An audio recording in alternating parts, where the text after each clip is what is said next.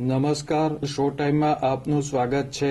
Bhavnagar airport ખાતેથી ભાવનગર અને નવી મુંબઈ વચ્ચે સીધી ફ્લાઇટ સેવાનો કેન્દ્રીય નાગરિક ઉડ્ડયન મંત્રી કે રામમોહન નાયડુની ઉપસ્થિતિમાં પ્રારંભ થયો હતો. એરપોર્ટ ખાતે યોજાયેલ કાર્યક્રમમાં કેન્દ્રીય રાજ્યમંત્રી નીમુબેન બાંભણિયા, રાજ્યના કેબિનેટ મંત્રી જીતુભાઈ વાઘાણી, ધારાસભ્યો સેજલબેન પંડ્યા, ગૌતમભાઈ ચૌહાણ સહિતના ઉપસ્થિત રહ્યા હતા અને દીપ પ્રાગટ્ય કર્યું હતું.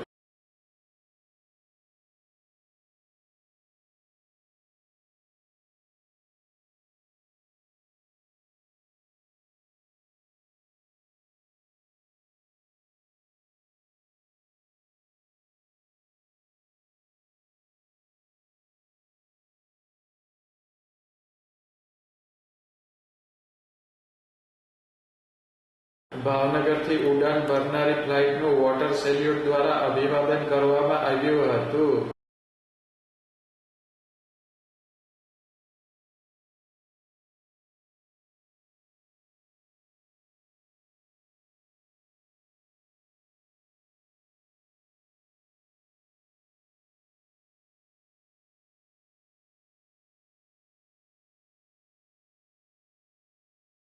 નાગરિક ઉડ્ડયન મંત્રી સહિતનાએ ફ્લાઇટને ટેક ઓફ કરાવી હતી.